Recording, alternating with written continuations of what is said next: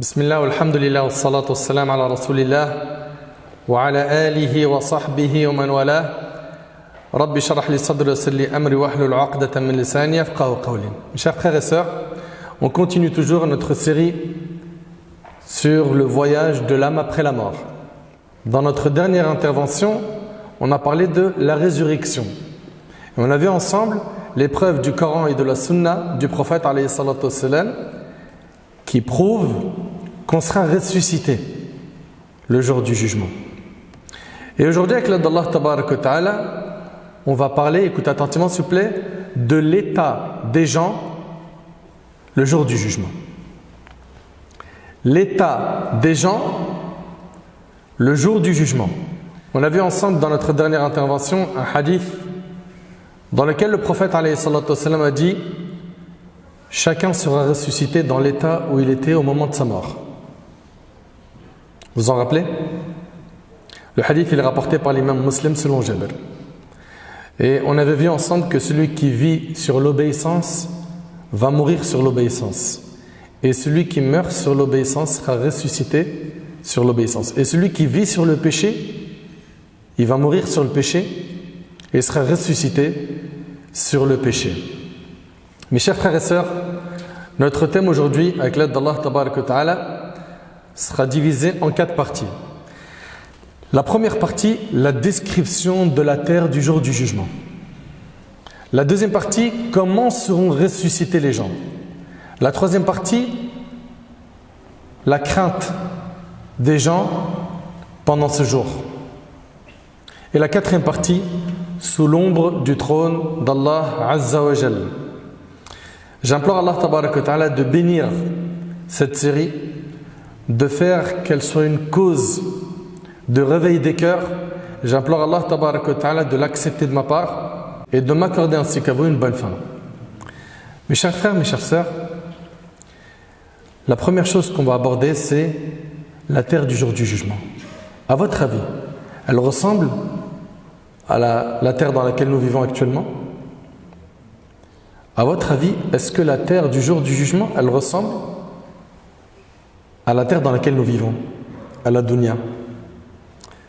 Il n'y a aucun doute que la terre du jour du jugement est différente de celle de ce beau monde. Donc, on va être jugé sur une terre qui ne ressemble pas à celle dans laquelle nous avons vécu. Allah Ta'ala nous dit: Yawma tubaddalu al-ardu ghayra al-ard was-samawat wa barazu lillahi al-wahid al-qahhar. Au jour où la terre sera remplacée par une autre. Vous entendez? De même que les cieux et où les hommes comparaîtront devant Allah, l'unique, le dominateur suprême.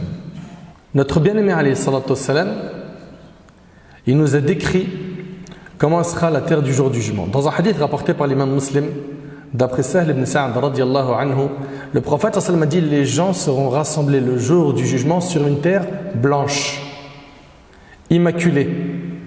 C'est-à-dire quoi? C'est-à-dire elle est sans tache, d'une blancheur parfaite.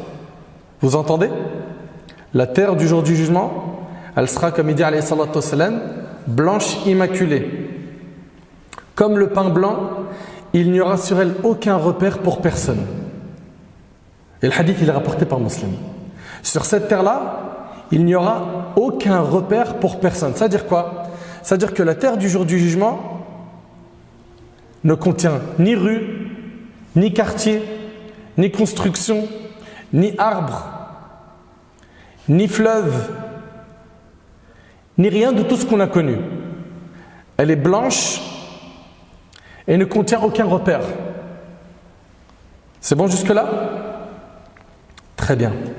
Après avoir vu que la terre du jour du jugement, elle sera blanche, immaculée et qu'elle contient aucun repère, sachez que le premier qui sera ressuscité, qui va sortir de sa tombe, de parmi tous les humains qu'Allah tabaraka wa ta'ala a créés, sera Rasulullah sallallahu alayhi wa sallam. Le hadith il est rapporté par l'imam Muslim sur Abu Huraira. Le prophète alayhi salatu wa sallam a dit: je suis le maître des fils d'Adam, je suis le premier devant qui la terre se fendra au jour du jugement. C'est le premier qui va sortir de sa tombe, alayhi salatu wa sallam. Je suis le premier intercesseur et le premier à qui l'intercession sera accordée. C'est clair? Le hadith il est rapporté par Muslim selon Abu Huraira. Très bien.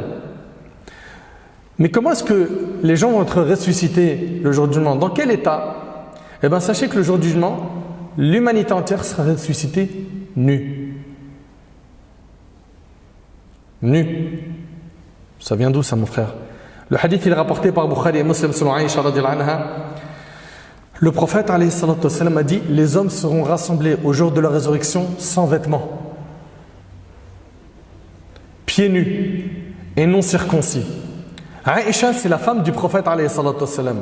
Elle demanda au prophète alayhi salatu wassalam: ô messager d'Allah, est-ce que les hommes et les femmes seront tous ensemble, se voyant les uns les autres? Ils vont se regarder nus? Et là, le prophète sallam a dit: ô Aïcha, la situation sera si grave que l'on ne pensera pas à se regarder les uns les autres. Allahu Akbar. Déjà, est-ce que tu réalises que personne ne pensera à regarder quelqu'un tellement le jour est terrible? C'est impressionnant. Il est rapporté dans certains textes que l'homme sera ressuscité dans les habits qu'il portait quand il décéda. Il a été rapporté par Abu Daoud ibn Hibban al-Hakim qu'Abu Sa'id al-Khudri radhiyallahu anhu, lorsque son heure est arrivée, a demandé qu'on lui apporte des habits neufs. Et il s'en est vêtu. Puis il a dit: j'ai entendu le messager d'Allah alayhi salatu wassalam dire: le mort sera ressuscité dans les habits dans lesquels il est décédé. Al-Hakim rahimahullah a dit: ce hadith est authentique d'après les conditions établies par Bukhari et Muslim. Et l'imam al-Dhahabi l'a approuvé. Bon, comment on peut concilier maintenant un texte qui est dans Bukhari et Muslim qui dit qu'on va être ressuscité nu, et un autre texte ici qui est rapporté par Abu Daoud et d'autres qui nous dit que on sera ressuscité dans les habits dans lesquels on est mort? Est-ce qu'il y a une contradiction? Sachez qu'il n'y a jamais eu de contradiction entre des versets et d'autres versets, ou bien le Coran qui serait en contradiction avec la Sunna, ou bien que la Sunna soit en contradiction avec des textes également de la Sunna. La seule contradiction qu'il peut y avoir, c'est dans ta tête, parce que tu n'as pas étudié. Mais quand tu étudies et que tu regardes comment est-ce que les savants ils ont fait le jama', comment ils ont concilié les informations, c'est là où tu dis: subhanallah, notre religion elle est parfaite, tout est à sa place. Ici, l'imam al-Bayhaqi rahimallah, il a concilié ce hadith avec le hadith précédent. Ok? Il a fait un jama' entre les deux, c'est-à-dire qu'il a concilié toutes les informations en disant: leurs habits seront délabrés une fois sortis des tombes. Et lorsqu'ils arriveront à l'emplacement du rassemblement, ils seront nus, puis on les habillera des vêtements du paradis. Vous suivez? Je répète. Leurs habits seront délabrés une fois sortis des tombes. Et lorsqu'ils arriveront à l'emplacement du rassemblement, donc sur la terre du jour du jugement, ils seront nus, puis on les habillera des vêtements du paradis. Ça, c'est la première chose qu'il a dit. Deuxièmement, il a dit: on rhabillera les prophètes direct après. Ok? C'est-à-dire que les premiers qui seront rhabillés quand ils vont sortir de leur tombe, c'est qui? Les prophètes, puis les gens véridiques, puis ceux qui les suivent selon leur degré.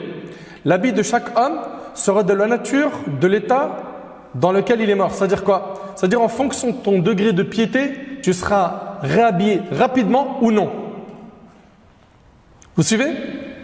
Et notre bien-aimé alayhi salatu wassalam, dans un hadith rapporté par l'imam al-Bukhari selon Abdullah ibn Abbas radiyallahu anhuma, il a dit: la première des créatures à être vêtue le jour du jugement sera le prophète Ibrahim alayhi salatu wassalam. Parmi ce qui a été dit concernant le fait que c'est Ibrahim alayhi salam qui sera le premier à être revêtu, et ça c'est dans Tafkira al-Qurtubi, c'est qu'en fait Ibrahim alayhi salam, quand ils ont voulu le jeter dans le feu, ils lui ont enlevé ses vêtements.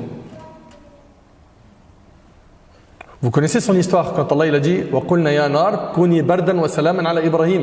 Quand Allah il a ordonné au feu d'être paix et fraîcheur sur le prophète Ibrahim. D'ailleurs même le feu n'a pas brûlé le prophète Ibrahim. Et ça fait partie des miracles, n'est-ce pas? Eh bien, ici, ils disent sa récompense le jour du jugement sera donc qu'il sera le premier à être vêtu en public. Vous suivez? Très bien. Donc on voit ici qu'on rhabillera les prophètes, puis les gens véridiques, puis ceux qui les suivent selon leur degré. Si tu as été de ceux qui se précipitent à faire le bien, à faire des œuvres pieuses, tu seras rhabillé rapidement le jour du jugement. Dans le cas contraire, tu seras nu et humilié dans cette assemblée. Ahibati fillah, Allah tabaraka wa ta'ala, il nous dit wastami' yawma yunadi al-munadi min makanin qarib yawma yasma'una as-sayhata bil haqq dhalika yawmul khuruj. Allah ta'ala il dit wastami' et sois à l'écoute. Qui? Allah s'adresse au prophète alayhi salatu wassalam. L'imam al-Baghawi rahimahullah il dit dans le tafsir ay wastami' ya Muhammad sayhat al-qiyamah wa an-nushur yawma yunadi al-munadi. Et sois à l'écoute. Qui? Ô Muhammad, le jour où le crieur criera d'un endroit proche. Vous suivez? Le jour où ils entendront en toute vérité le cri. Voilà le jour de la résurrection.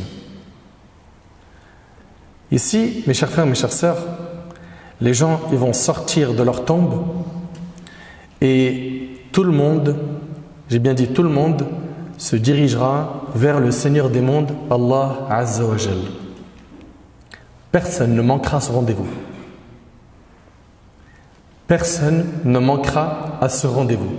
Depuis Adam alayhi salam jusqu'au dernier être humain, tout le monde comparaîtra devant le Seigneur des mondes. Allah tabaraka wa ta'ala il a dit wa yawma nusayyiru al-jibal wa tara al-arda barizatan wa hasharnahum falam nughadir minhum ahada wa 'uridu 'ala rabbika saffa laqad ji'tumuna kama khalaqnakum awwala marra bal za'amtum an lan naj'ala lakum maw'ida.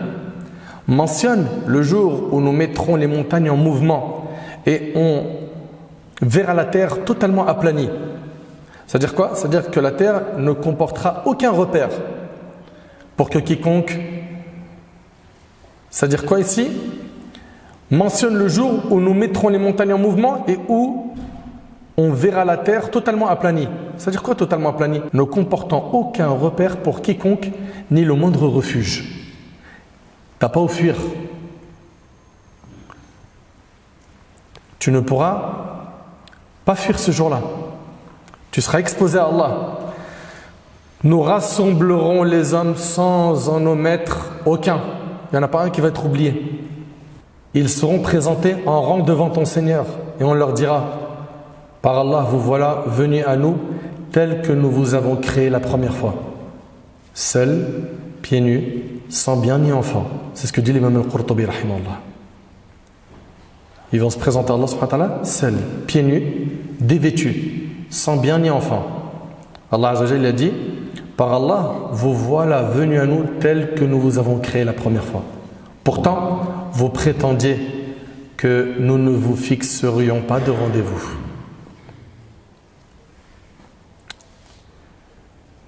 L'humanité entière sera ressuscitée. Grand, petit, gouverneur et gouverné, hommes, femmes, riches, pauvres, modestes et orgueilleux, tout le monde sera ressuscité. Allah Azza wa Jalla nous dit: in kullu man fi as-samawati wal ardi illa ati ar-rahmani 'abada laqad ahsahum wa 'addahum 'adda wa kulluhum atihi yawm al-qiyamati farda innal ladhina amanu wa 'amilu as-salihat sayaj'alu lahum ar-rahmanu wudda. Tous ceux qui sont dans les cieux et sur la terre se rendront auprès du tout miséricordieux. Tout le monde, sans exception, en serviteur. Il les a certes dénombrés et bien comptés. Et au jour de la résurrection, chacun d'eux se rendra seul auprès de lui. Comprenez que depuis Adam alayhi salam jusqu'au dernier homme, tout le monde sera réuni. Tout le monde sera là sur la terre du jour du jugement. Allah tabaraka wa ta'ala il dit: Yawma idhi yattabi'una ad-da'iya la 'iwaja lahu wa khasha'at al-aswatu lir-rahman fala tasma'u illa hamsa yawma idhin la tanfa'u ash-shafa'ata illa man adhina lahu ar-rahman wa radiya lahu qawla ya'lamu ma bayna aydihim wa ma khalfahum wa la yuhituna bihi 'ilma wa 'anat al-wujuhu lil-hayy al-qayyum wa qad khaba man hamala dhulma. En ce jour, et ils répondront à l'appel du héros, celui qui va les appeler au rassemblement, sans pouvoir s'en détourner. Les voix s'abaisseront. Écoutez bien, les voix s'abaisseront devant le miséricordieux et on n'entendra plus alors que des bruissements. Le bruissement des pas des créatures. On n'entendra rien d'autre. T'entends? Le bruissement des pas des créatures se rendant en rassemblement. En ce jour, aucune intercession ne sera acceptée sauf de celui auquel le miséricordieux le permettra et dont il agréera la parole. Il connaît leur passé et leur futur, tandis qu'ils ne peuvent le cerner par leur connaissance. Les visages s'humilieront devant le vivant, celui qui subsiste par lui-même et dont aucune créature ne peut se passer. Quiconque portera le fardeau de la mécréance sera perdu. Allahu Akbar. Et sache qu'Allah Tabaraka wa Ta'ala va confier la responsabilité à deux anges de te prendre et te ramener vers la terre du jour du jugement. Allah Tabaraka wa Ta'ala il dit وَجَاءَتْ سَكْرَةُ الْمَوْتِ بِالْحَقِّ ذَلِكَ مَا كُنْتَ مِنْهُ تَحِيدٌ وَنُفِخَ فِي الصُّورِ ذَلِكَ يَوْمُ الْوَعِيدِ وَجَاءَتْ كُلُّ نَفْسٍ مَعَهَا سَائِقٌ وَشَهِيدٌ لَقَدْ كُنْتَ فِي غَفْلَةٍ مِنْ هَذَا فَكَشَفْنَا عَنْكَ غِطَاءَكَ فَبَصَرُكَ الْيَوْمَ حَدِيدٌ. L'agonie de la mort fait apparaître la vérité. Voilà ce dont tu t'écartais. Et l'on soufflera dans la trompe. Voilà le jour de la menace. Alors chaque âme viendra accompagnée d'un conducteur et un témoin. Il s'agit ici de deux anges. Tu seras accompagné par ces deux anges pour te présenter sur la terre du jour du mois ton Seigneur. Tu restais indifférent à cela. Eh bien, nous ôtons ton voile. Ta vue est perçante aujourd'hui. Allahu Akbar. Dans un hadith rapporté par l'imam al-Tirmidhi, avec une chaîne de transmission Hassan, valide, le prophète sallallahu alayhi wa sallam, il dit: les gens seront de trois catégories le jour du jugement. Ils seront ressuscités de trois manières. Certains marchant sur leurs pieds. Vous suivez? D'autres seront sur des montures. Des montures. Ok? Des montures qui vont venir d'où? Du paradis. Comme le dit Ibn Abbas, et ça sera même des montures en or, comme on le verra après. Allahu Akbar. Il ne va même pas marcher, lui il est dans le confort total. Il est sur une monture, ce jour-là, sans effort. Et il y en a d'autres qui marcheront sur leur visage. Vous suivez? Sur leur visage. Et dans un hadith rapporté par Bukhari et Muslim, Anas ibn Malik radiyallahu anhu, il rapporte qu'un homme a dit: ô messager d'Allah, comment l'infidèle sera-t-il rassemblé sur son visage? Comment est-ce que le jour du jugement il va marcher sur son visage? Le prophète alayhi salatu wassalam a répondu: celui qui l'a fait marcher sur ses deux pieds dans la vie terrestre, n'est-il pas capable de le faire se déplacer sur son visage le jour du jugement? Puis Qatada rahimahullah a dit: bien sûr que si, par la puissance de notre Seigneur. Est-ce que tu réalises qu'il y a des gens qui vont marcher sur leur visage le jour du jugement? Et le hadith, on vous a dit, il est rapporté par Bukhari et Muslim, il est authentique. Nous, en tant que musulmans, on sait qu'Allah il est capable de tout, n'est-ce pas? Et peut-être dans ta tête, tu te dis: mais attends, marcher sur le visage, comment? Rappelle-toi, Inna Allah ala kulli shay'in qadir. Rappelle-toi qu'Allah il est capable de toutes choses. Et puis, quand tu réfléchis, mais il y a sur terre des choses impressionnantes qui marchent sans pied. Le serpent, il marche sans pied. Oui ou non? Donc ce que j'aimerais, c'est que tu réalises qu'Allah Tabaraka Ta'ala est capable de tout. Allah Ta'ala dit: Yawma nahshuru al-muttaqina ila ar-Rahmani wafda.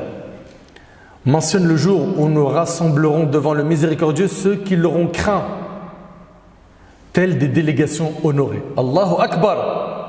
Ceux qui ont craint Allah, ceux qui ont tenu à leur religion fermement, ceux qui ont été fermes dans leurs convictions, dans leurs valeurs, qui n'ont pas suivi les chemins de l'égarement, les mauvaises fréquentations, qui ont été pieux, qui ont nagé à contre-courant, qui ont fait des efforts pour purifier leur âme, qui ont réussi à dompter leur âme. Ces gens-là, le jour du jugement, écoutez bien, le jour du jugement, ils seront comme des délégations honorées. Ibn Abbas radiyallahu anhu, il dit qu'ils seront rassemblés sur des montures d'or parmi les montures de l'au-delà. Allahumma ja'alna min ha'ula ya Rabb. Qu'Allah subhanahu wa ta'ala nous accorde cette faveur. Allahu Akbar. Subhanallah. Ouais. Pour avoir ce privilège d'être à l'abri de toute crainte et de tout châtiment et d'être dans le confort du jugement, il faut que tu sois pieux. Il faut que tu sois pieuse, ma sœur. Il faut que tu vives sur le chemin de la droiture. قال تعالى إن الذين قالوا ربنا الله ثم استقاموا تتنزل عليهم الملائكة ألا تخافوا ولا تحزنوا وأبشروا بالجنة التي كنتم توعدون. Ceux qui disent notre Seigneur est Allah et qui se tiennent dans le droit chemin. Ceux qui ont dit notre Seigneur est Allah, ça veut dire quoi? Ça veut dire que c'était des vrais muwahhidin. Ils ont vécu sur le tawhid, sur l'istiqam, à la droiture, à la ta'atillah, sur l'obéissance d'Allah. Bi'ada al-fara'id, ils ont accompli les obligations de la religion. Bi'ikhlas, en étant sincères. Et ils ont œuvré jusqu'à leur mort en faisant le bien. Ils se sont accrochés, même si c'était difficile, à cause de leur fréquentation, leur entourage, les parasites qu'ils voient sur le net, etc., sur les réseaux sociaux. Ils ont tenu. Ceux-là, ceux qui disent notre Seigneur est Allah et qui se tiennent dans le droit chemin, les anges descendent sur eux. Quand? Il a été dit parmi les opinions au moment de la mort. عند الموت, c'est ce qu'a dit Ibn Abbas radiyallahu anhu, Mujahid. Et ils disent donc qu'au moment de la mort, ils vont être raffermis. Les anges vont leur dire, n'ayez pas peur et ne soyez pas affligés, mais ayez la bonne nouvelle du paradis qui vous était promis. Et il y a une deuxième opinion qui dit, tatanazzalu alayhim idha qamu min al-qubur. C'est que les anges vont venir les rassurer quand ils vont sortir de leur tombe.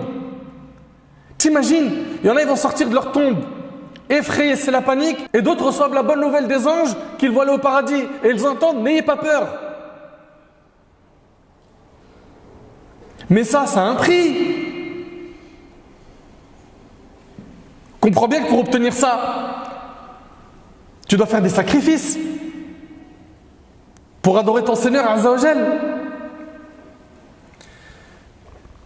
Le jour du jugement, les anges vont ramener aux pieux des montures du paradis, en or. Les pieux seront dessus. Il n'y a pas de je suis debout, j'attends, et je suis fatigué, et j'ai mal aux pieds. Non, non, non. Ils sont sur des montures confortables, qui viennent du paradis. Subhanallah. وينطلقون بها في أرض المحشر حتى لا يمشون على أقدامهم في هذا اليوم العصيب. Ils vont marcher le jour du jugement en étant sur des montures. Ils ne marchent pas sur leurs pieds, ils ne se fatiguent pas. Et ça, c'est pourquoi? C'est parce que sur terre, c'était des pieux, c'était des pieuses. C'était des gens qui étaient investis dans quoi? Dans l'ibada, dans l'adoration. Lecture du Coran, dhikr. C'était des gens qui faisaient beaucoup d'istighfar, ils demandaient pardon à Allah. Ils se repentaient quand ils faisaient un péché. Ils faisaient le nécessaire pour ne jamais être injustes. Et dans le cas où ils avaient été injustes envers quelqu'un, ils corrigeaient le tir rapidement. C'était des gens qui étaient soucieux de faire le bien, qui maintenaient les liens de famille, qui priaient les prières à l'heure, qui lisaient le Coran, le méditaient, le mettaient en pratique. C'était des gens qui n'étaient pas intéressés par le faux, par le haram, par l'argent sale, par les relations illicites avec les femmes ou avec les hommes. C'était des gens qui faisaient attention. Et le résultat, le jour du jugement, ils ont gagné. Ils ont gagné. Et pour être un gagnant le jour du jugement, on vous l'a dit plein de fois, il faut être quoi? Pieux. Et qu'est-ce qu'un pieux? Bismillah. C'est quelqu'un qui va faire ce qui est obligatoire. C'est faire al-ma'mour wa tark al-mahdhour. Faire ce qui est obligatoire et s'écarter de ce qui est interdit. Omar, le compagnon, il questionne un autre compagnon qui s'appelle Ubay ibn Ka'b sur la taqwa. Ce dernier a dit, as-tu emprunté un chemin épineux? Écoutez bien. Il lui dit, as-tu emprunté un chemin épineux? Omar a dit, oui, en effet. Ubay lui a dit, qu'est-ce que tu en as fait? Omar lui a dit, j'ai ramené mon vêtement sur moi et fait de mon mieux. Pourquoi? Pour éviter les épines. Ubay a déclaré, c'est cela la taqwa. La piété, c'est que tu ne marches pas sur les épines des péchés. C'est qu'il y a des épines partout. Fréquentation illicite, drogue, fumer, aller en soirée, on va aller faire un petit coucou à tel chicha, ce qui paraît les halal, il y a de l'ambiance. Ok? Voilà. Donc il y a des épines par-ci par-là. Et tu as vu quand il y a des épines, qu'est-ce que tu fais? Tu fais attention, tu fais. Donc Omar il a dit, j'ai ramené mon vêtement sur moi et j'ai fait de mon mieux. Pourquoi? Pour éviter les épines. Il lui a dit, c'est ça la taqwa, c'est ça la piété. C'est que tu fasses attention à ne pas tomber dans ces épines de péché. Et Abdullah ibn Mas'ud radiyallahu anhu, il a dit, haqqu taqwa an yuta' fala yu'sa wa an yudhkar fala yunsa wa an yushkar fala yukfar. Il a dit, craindre Allah comme il le faut véritablement, c'est obéir à Allah et ne pas lui désobéir. C'est se rappeler d'Allah et ne pas l'oublier, ne pas être insouciant. Et c'est être reconnaissant envers lui et ne pas être ingrat. En deux mots, faire d'Allah le centre de ta vie. Qu'Allah ta'ala soit tout pour toi dans ta vie. D'après Asim, et c'est Ibn Abi Shayba rahimallah qui rapporte cela dans Kitab al-Iman, nous avons dit à Talq ibn Habib, il est mort en l'an du calendrier hégirien, explique-nous ce qu'est la taqwa. Il a dit, la taqwa est le fait d'œuvrer dans l'obéissance d'Allah, en espérant sa miséricorde et avec une lumière venant de lui. C'est quoi cette lumière? J'écoute? Non? Coran et la sunna du prophète alayhi salatu wassalam, c'est-à-dire avec science. C'est-à-dire avec science. Il a dit la taqwa, la piété, est le fait d'œuvrer dans l'obéissance d'Allah en espérant sa miséricorde et avec une lumière venant de lui. Et la taqwa est le fait de délaisser la désobéissance à Allah par crainte d'Allah avec une lumière venant de lui. Allah tabarak wa ta'ala nous dit يَوْمَ نَحْشُرُ الْمُتَّقِينَ إِلَى الرَّحْمَنِ وَفْدًا وَنَسُوقُ الْمُجْرِمِينَ إِلَى جَهَنَّمَ وِرْدًا. Mentionne le jour où nous rassemblerons devant le miséricordieux ceux qui l'auront craint, tels des délégations honorées. Allahu Akbar. Franchement, ça ne fait pas rêver, franchement. Tu n'as pas envie d'être de ces personnes-là qui seront sur des montures confortables. Et attention, vous allez voir qu'il y a plein de zones de confort pour les pieux le jour du jugement. Ça, c'est une parmi les choses dont jouiront les pieux et les pieuses. Allahumma ja'alna minhum. Qu'Allah il nous accorde ses bienfaits. Allah Ta'ala nous dit par la suite, et où nous pousserons ceux qui se rendraient coupables de kufr vers la géhenne, comme un troupeau assoiffé qu'on mène à l'abreuvoir. Allahu Akbar. Subhanallah. Donc il y a des gens qui seront honorés ce jour-là, et il y a des gens qui seront humiliés yawm al-qiyamah. On fera partie de quel type de personnes? Sachez que le jour du jugement, ceux qui auront fait preuve d'orgueil, ils vont être humiliés. Et pourquoi je parle d'orgueil ici? Parce que c'est quoi l'orgueil d'ailleurs? Qui a la définition? Hassan?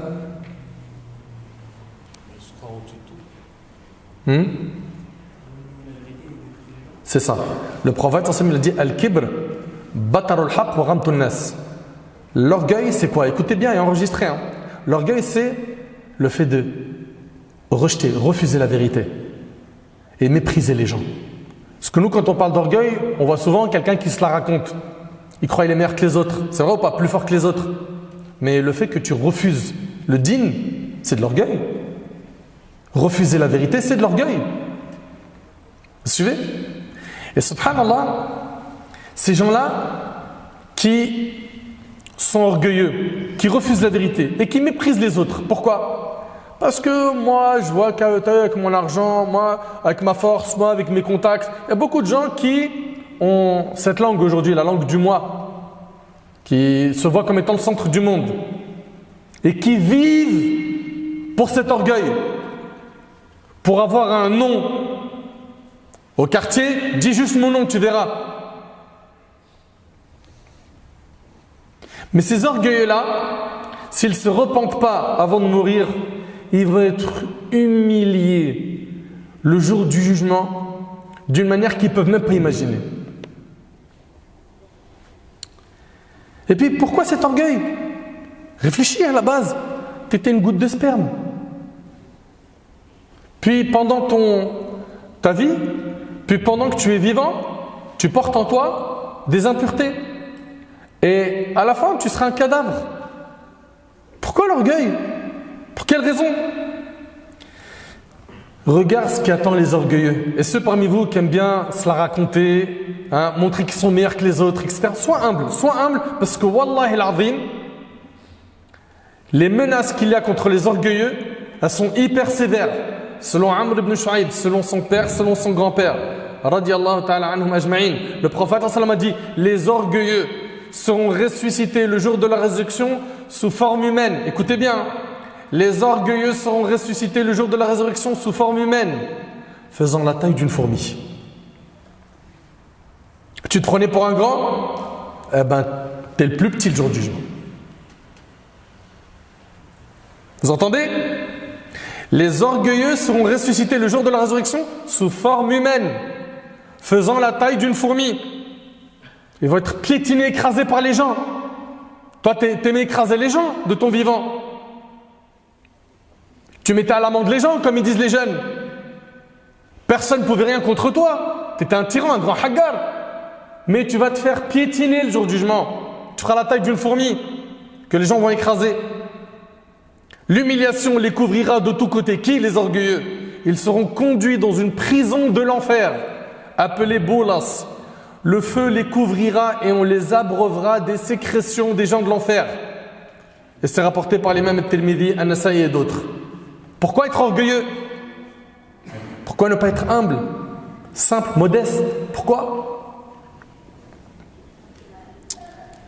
Subhanallah, Allahu Akbar. On entend maintenant la partie de la crainte des gens le jour du jugement. Déjà, avant de détailler ce point, sachez que le jour du jugement va être un jour qui va être long. Il va durer combien de temps? Tu as une idée, mon frère? Non? Vas-y. 50 000 ans. Allah tabarak wa ta'ala dans Surat al-Ma'arij, Surat 70, verset 4, il dit Azza wa Jal, Fi yawmin kana miqdaruhu 50 alf sana. Il dit un jour dont la durée est de 50 000 ans. Allahu Akbar. Un jour qui va durer 50 000 ans. 50 000 ans. C'est l'opinion d'Abdullah ibn Abbas pour ce qui est du tafsir de ce verset, de l'Hassan, de Qatada, de l'Quradi et d'autres. 50 000 ans. Par contre, pour le pieux, vous avez vu à chaque fois, je vous dresse les deux tableaux. Après, c'est à vous de choisir. À vous de choisir comment vous voulez vivre et comment vous voulez mourir. Vous avez bien vu qu'à chaque fois, on vous dresse les deux tableaux pour que vous soyez très prudents, vigilants. Maintenant, pour le pieux, Abu Huraira radhiyallahu anhu, il rapporte que le prophète a dit le jour du jugement sera pour les croyants comme la durée qu'il y a entre le Dhuhr et le Asr, rapporté par le Hakim. Donc c'est 50 000 ans pour certains, et pour celui qui a cartonné dans la vie d'ici-bas parce qu'il a été sérieux dans sa pratique religieuse, ça sera le temps qu'il est entre Dhuhr et Asr. Mais attention, il y a d'autres textes. Il y a un hadith qui est rapporté par l'imam Ahmad dans le Musnad. Ibn Hibban le rapporte également dans son recueil, fi sahihihi. Et d'autres, selon Abu Sa'id al-Khudri, radiyallahu anhu, dans le hadith on a hatta yakuna akhaf alayhi min salatin maktuba. Vous entendez? Dans ce hadith on a hatta yakuna akhaf alayhi min salatin maktuba.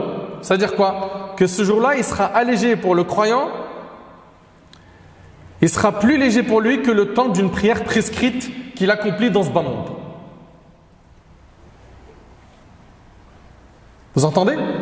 Et ça sera en fonction de tes œuvres que ce temps sera long ou court.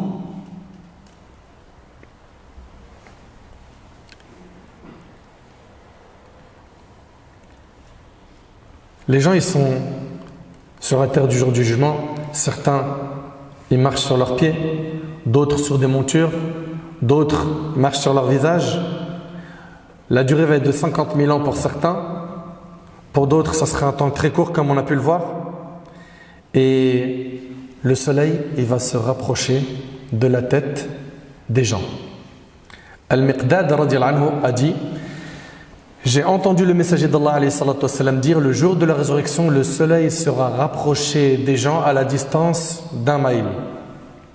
Sulaym ibn Amir, qui rapporte le récit d'Al-Miqdad, a dit par Allah, je ne sais pas ce qu'il a voulu dire par mail, est-ce la distance connue sous ce nom ou est-ce la longueur du bâtonnet à rimel? Parce que ce mot il a les deux sens. Les gens seront alors submergés par leur sueur selon la valeur de leurs œuvres. Certains le seront jusqu'à la cheville. Tellement le soleil sera chaud au-dessus de sa tête, il va avoir de la sueur jusqu'à sa cheville. D'autres jusqu'au genou, d'autres jusqu'aux hanches. Et pour d'autres, la sueur atteindra leur bouche à la manière de la bride. Allahu Akbar. Vous connaissez la bride de l'animal? Le prophète sallam fit signe de sa main à la hauteur de sa bouche, rapporté par l'imam Muslim. Et dans un hadith rapporté par l'imam al-Bukhari, d'après Abdullah ibn Umar, radiallahu anhu, le prophète sallam a dit: le jour où les gens se tiendront debout devant le Seigneur des mondes, ils seront dans une situation où l'un d'eux sera couvert par sa sueur jusqu'à la moitié de ses oreilles. Subhanallah. Le niveau de sueur des gens va varier en fonction de leurs actes. Plus la personne a œuvré dans le bien, dans l'ici-bas, moins elle va suer le jour du jugement. C'est pour cela que la sueur va arriver pour certaines personnes au niveau de leur cheville, pour d'autres au niveau de leurs genoux, pour d'autres au niveau de quoi? De leur torse. Et puis, les gens, ils attendent le jugement. Allah tabaraka ta'ala n'a pas encore fait commencer le jugement. Et qu'est-ce qui se passe? Eux qui sont sous le soleil, dans une chaleur indescriptible, l'enfer est amené sur la terre du jour du jugement. Allahu Akbar. Selon Abdullah ibn Mas'ud radiyallahu anhu, le prophète alayhi salatu wassalam a dit: ce jour-là, on fera venir l'enfer avec 70 000 reines. Et avec chaque reine, 70 000 anges pour le traîner. Rapporté par l'imam Muslim. 70 000 reines, 70 000 cordes. Chaque reine ou chaque corde, elle est tirée par 70 000 anges. Ce qui fait 4 milliards 900 millions d'anges pour ramener l'enfer. Mais ça fait réfléchir. C'est immense. Et subhanallah, l'enfer, quand elle sera ramenée, les gens ils seront à genoux. Toutes les communautés seront à genoux. Tellement c'est la panique. C'est la panique. قال تعالى وترى كل أمة جاثية كل أمة تدعى إلى كتابها اليوم تجزون ما كنتم تعملون. Et tu verras chaque communauté agenouillée. T'imagines un peu la scène? Il y a l'enfer, c'est terrible, et ils sont à genoux. C'est la panique totale, mais pas pour tout le monde. Les pieux, eux, ni vont voir l'enfer, ni vont entendre son bruit.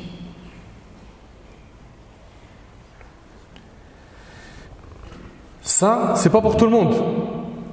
C'est pour les personnes qui n'ont pas assuré. Les pieux, ils seront à l'abri de toute crainte.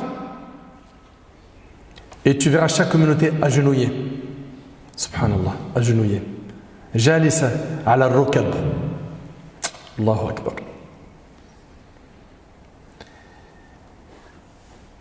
Et il nous dit ici, chaque communauté sera appelée vers son livre.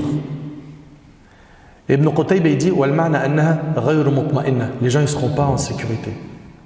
Et on avait vu ensemble un hadith Qudsi où Allah tabaraka ta'ala il avait dit, en jurant que si son serviteur il se sent en sécurité sur terre, il lui fera peur le jour du jugement. Et s'il a peur d'Allah sur terre, Allah il le mettra en sécurité le jour du jugement. Toi tu as peur d'Allah ou tu n'as pas peur d'Allah? Et ne me dis pas avec ta bouche j'ai peur d'Allah alors que tes actes font des désobéissances du matin au soir. Dans le concret de ta vie, tu as vraiment peur d'Allah? Quand tu es seul, tu ressembles à quoi? Quand tu as un smartphone, un écran, une télé, un ordi, une tablette, tu regardes quoi? Tu écoutes quoi?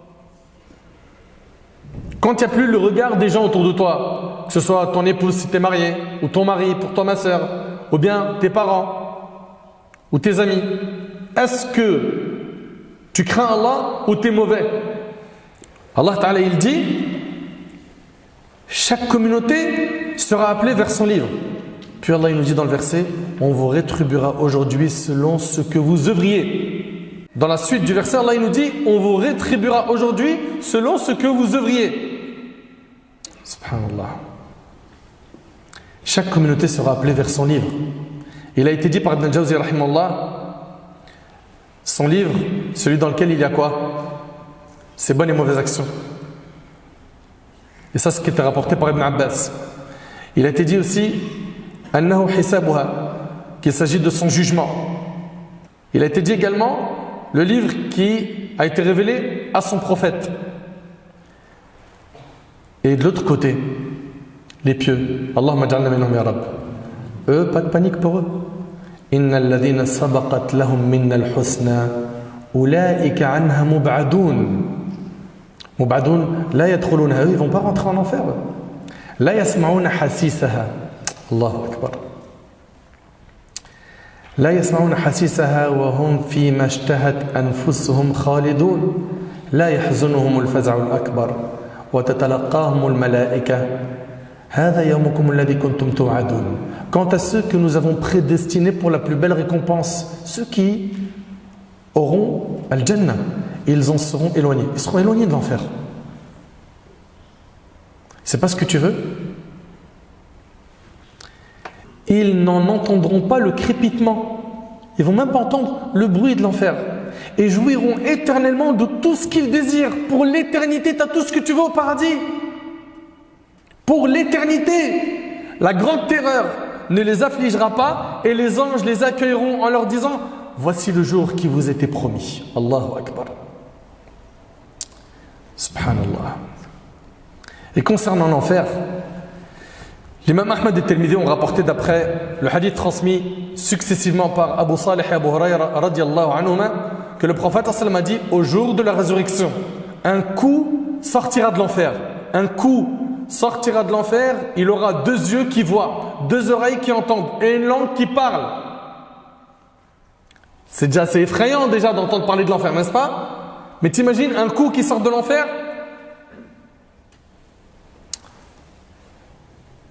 Qu'il y aura ici 2 yeux qui voient, 2 oreilles qui entendent et une langue qui parle. À cet égard, l'enfer dira 3 types de personnes m'ont été confiées. L'oppresseur inflexible, celui qui aura invoqué à côté d'Allah une autre divinité et les faiseurs d'images. Allahu Akbar. Allah tabarak wa ta'ala nous dit وَاسْتَفْتَحُوا وَخَابَ كُلُّ جَبَّارٍ عَنِيدٍ مِنْ وَرَائِهِ جَهَنَّمْ وَيُسْقَى مِنْ مَاءٍ صَدِيدٍ يَتَجَرَّعُهُ ولا يكاد يصيغه ويأتيه الموت من كل مكان وما هو بميت ومن ورائه عذاب غليظ. Les messagers demandèrent à Allah la victoire et tout orgueil obstiné fut anéanti. La géhenne, l'enfer, l'attend et elle sera abreuvée d'un liquide fait de pus et de sang. T'imagines ce qu'il va boire, celui qui fait le nar, du pus et du sang, qu'il tentera de boire à petite gorgée et n'avalera qu'à grande peine. La mort l'assaillera de toutes parts, mais il ne mourra jamais. Et un terrible châtiment l'attend. Allahu Akbar. Et vous voyez mes frères et sœurs, ce jour-là, c'est un jour qui a été appelé par Allah le jour du regret. Wa anzirhum yawm al-hasra. Et avertis-les du jour du regret. Il y a des gens qui vont regretter quand? Le jour du jugement. Si seulement j'avais prié, si seulement je m'étais levé pour le fajr. Mais c'est pas dur en vrai. Si seulement je pouvais revenir sur terre pour œuvrer. Si seulement j'avais pas fait tel péché. Si seulement j'avais écouté les conseils de ceux qui m'ont appelé au bien. Si seulement, si seulement, si seulement, si seulement. Sachez que ce jour-là, ça sera un jour dur. Et les prophètes, ils auront une invocation qu'ils vont répéter le jour du jugement, c'est Allahumma sallim sallim. Oh Allah, accorde le salut. Oh Allah, accorde le salut. Ce jour-là, toute nourrice oubliera ce qu'elle allaitait. Et toute femme enceinte avortera de ce qu'elle portait. Ce jour-là, c'est un jour où les enfants auront les cheveux blancs tellement c'est un jour de peur. C'est un jour où la nourrice ne pensera plus à son nourrisson qu'elle allaitait. C'est un jour où l'homme va fuir les membres de sa famille. Yawma yafirru al-mar'u min akhihi, n'est-ce pas? Wa ummihi wa abihi. Wa ummihi wa abihi wa sahibatihi wa banihi likulli imri'in minhum yawma idhin sha'nu yughnihi.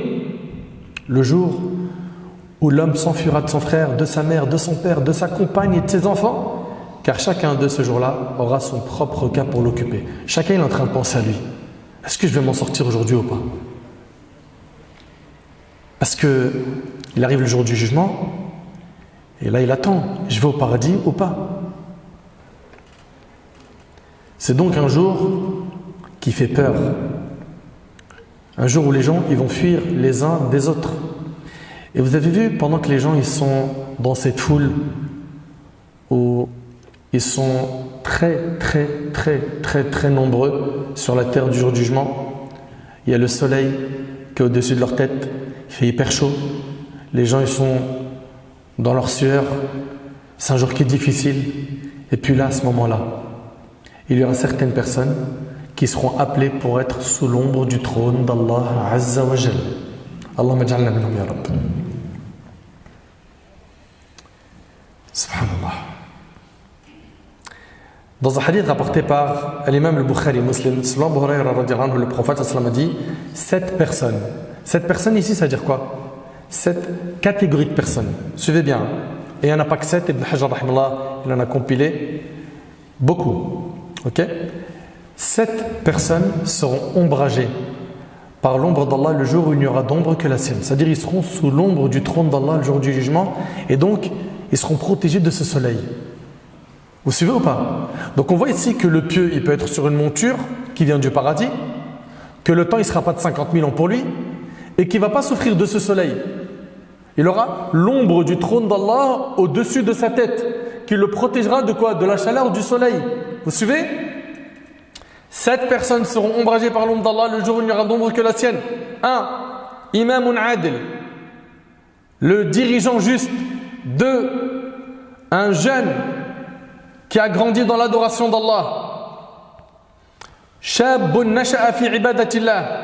3. Un homme dont le cœur est accroché au lieu de prière. Wa rajulun qalbuhu mu'allaq bil masajid. 4. 2 hommes qui se sont aimés en Allah. Ils se sont réunis en lui et se sont séparés en lui. Wa rajulan tahabba fillah ijtama alayhi wa tafarraqa alayhi. 5. Un homme qu'une femme de haut rang et de grande beauté appela à elle, elle l'appela à faire la fornication. La femme lui a fait des avances et il lui a dit j'ai peur d'Allah. Wa rajulun da'athu imra'a dhata mansibin wa jamal faqala inni akhafu Allah.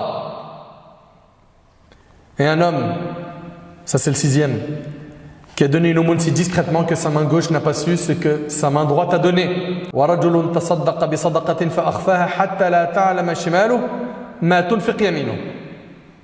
Wa rajulun dhakara Allah khaliyan fa fadat 'aynahu. Et 7, un homme qui aura pensé à Allah dans la solitude. Il était seul, il a pensé à Allah. Et dont les yeux auront alors débordé de larmes. C'est quelqu'un qui s'est remis en question et qui a pleuré par crainte d'Allah tabarak wa ta'ala. Ces 7 catégories de personnes-là seront sous l'ombre du trône d'Allah tabarak wa ta'ala. Première catégorie, on a Imamun Adil, un gouverneur juste. Ici, Imamun Adil, un gouverneur juste, beaucoup de gens pensent qu'il s'agit uniquement du chef de l'État. Non, il s'agit de tous ceux qui ont quoi? Qui ont une responsabilité. Ok? Donc le père pour sa famille. Ok? Toute personne qui a une responsabilité, il en fait partie. S'il a été juste avec ceux qu'il a sous sa responsabilité, il sera sous l'ombre du trône d'Allah le jour du jugement. Le prophète il a dit à Abu Dharr radhiyallahu anhu, le commandement est un dépôt et une source d'avilissement et de regret le jour du jugement, sauf pour celui qui s'en sera montré digne et qui se sera acquitté de sa tâche. 2. Un jeune qui a grandi dans l'adoration d'Allah. Et moi je vais vous dire un truc, Wallahi al-Azim, c'est mon cœur qui parle. Moi j'aurais trop kiffé que depuis ma naissance jusqu'à aujourd'hui, j'aurais trop aimé être sur ce chemin. le chemin du djinn. Mais qadar Allah ma sha'a fa'al, Allah subhanahu wa ta'ala ne m'a pas écrit cela. J'ai grandi dans une cité où les codes, vous les connaissez, j'ai pas besoin de vous dire ce qu'il en est. Hein. Et puis c'est à partir du lycée qu'on s'est pris en main. Et imaginez un peu le mérite qu'a le jeune qui lui depuis tout petit, il a grandi dans l'obéissance à Allah. Lui, bi'idhnillah, il sera sous l'ombre du trône d'Allah le jour du jugement. Soyez sages, soyez intelligents, profitez de votre jeunesse en vous rapprochant d'Allah subhanahu wa ta'ala, en étant pieux, en apprenant digne, en étant utile. Demandez à Allah tabaraka ta'ala de vous garder sur ce chemin, même si les tentations elles sont fortes au collège, au lycée. Ok? Tenez bon. Tenez bon, pourquoi? Parce que le jour du jugement, vous allez récolter beaucoup. Beaucoup en termes de récompense. Un jeune qui a grandi dans l'adoration d'Allah. Un jeune qui était indétournable. On a essayé de le ramener vers tel péché, c'est un mur. Vers tel autre péché, non. Lui, dans sa tête, il sait où il va. Il sait que c'est le chemin de la droiture qui paye. Et donc, il aura sacrifié son énergie. Et la période de la jeunesse, c'est une période qui est sensible. Pourquoi? Parce que tu as de l'énergie, puis tu commences à avoir des envies, tu as des pulsions, tu es un humain. Ok? Très rapidement, on entend « je suis amoureux », c'est au collège primaire même. Ok? « Je suis amoureuse ». Et ça, on le comprend. Et aimer, c'est naturel.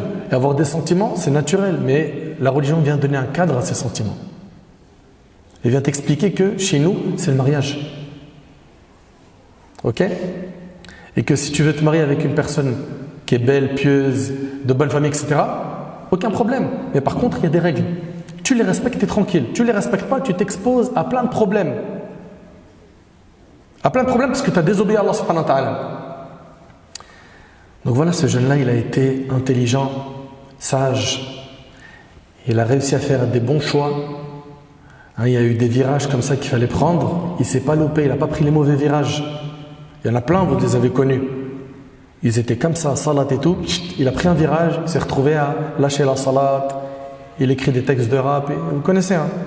Ou bien il s'est retrouvé dans la délinquance, ou bien dans la vente de ce qui est illicite, etc. etc., etc. Également, parmi les personnes qui seront sous l'ombre du trône d'Allah, un homme dont le cœur est accroché au lieu de prière. Ça veut dire quoi? C'est quelqu'un qui a pris la prière obligatoire à la mosquée, ok? Il rentre chez lui, et puis son cœur bouillonne, il a envie de revenir à la mosquée. Est-ce que c'est ton cas? Si tu as cet amour de la mosquée dans ton cœur, Hani Adlak, félicitations. Félicitations à toi. C'est une personne qui aime trop la mosquée, qui se sent bien. Quand il sait qu'il a un petit créneau, il se dit tiens, pourquoi je n'irai pas à la mosquée seul ou avec des amis? Et c'est bien de venir seul aussi pour se ressourcer spirituellement. Ce n'est pas toujours que des effets de groupe. Les effets de groupe, c'est bien parce qu'on se motive et tout, on motive des gens qui sont peut-être un petit peu faibles dans la pratique religieuse, mais viens des fois seul pour te ressourcer spirituellement. Cette personne qui a un amour profond pour la mosquée, elle sera sous l'ombre du trône d'Allah. Ensuite, on a deux hommes ou deux femmes qui se sont aimés en Allah, ils se sont réunis en lui et se sont séparés en lui. C'est-à-dire que la seule chose qui les unit, c'est l'amour d'Allah et pas un intérêt de ce bas monde. C'est pas je le fréquente parce qu'il a des contacts, il va me mettre bien. À lui, tu as besoin d'un piston, t'envoies à tonton, il te met bien. C'est pas je le contacte parce qu'il est drôle. Je veux égayer une soirée, je le ramène, c'est mon clown. C'est pas je l'aime parce qu'il a de l'argent. À chaque fois que je sors avec lui, il me paye à manger. Je l'aime pour Allah. Ou bien notre sœur qui va aimer une autre sœur que lillah azza wa jal, que pour Allah. Par cet amour, vous gagnez énormément de récompenses. Par cet amour, vous gagnez beaucoup. Selon Abu Umam al-Bahili, le prophète a dit: celui qui aime pour Allah, déteste pour Allah, donne pour Allah et refuse pour Allah aura complété sa foi. Rapporté par Abu Daoud, le prophète il a dit: l'anse la plus solide de la foi est l'amour en Allah et de détester en Allah. Le prophète il a dit dans un hadith rapporté par Bukhari et Muslim: Allah tabarak wa ta'ala, il dira le jour du jugement: où sont ceux qui se sont aimés en mon nom glorieux? Aujourd'hui, je les ombrage de mon ombre le jour où il n'y aura d'ombre que la mienne. Et je prends Allah pour témoin que je vous aime pour Allah. Et j'espère que par cet amour qu'on a l'un envers l'autre pour Allah, qu'on sera ensemble le jour du jugement sous l'ombre du trône d'Allah Azza wa Jal. Et n'oublie pas que le prophète il a dit: Al-mar'u ma'a man ahab, on sera ressuscité avec ceux qu'on aime. N'aime pas n'importe qui, fais gaffe. Faites gaffe. Également, un homme qu'une femme de haut rang et de grande beauté appela à elle et à qui il a dit: je crains Allah. Dans les deux sens, ne craquez pas. La tentation, elle est forte. Ok? Et je sais qu'il y a plein de gens, mariés et pas mariés, qui parfois craquent.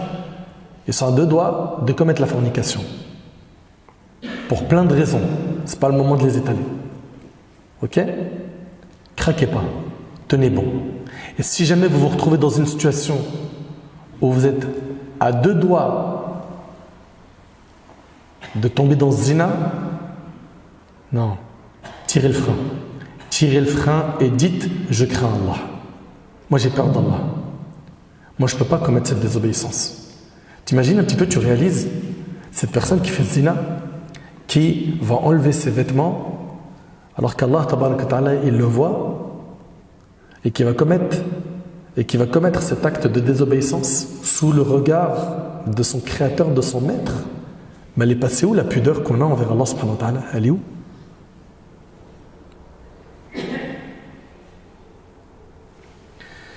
Tenez bon.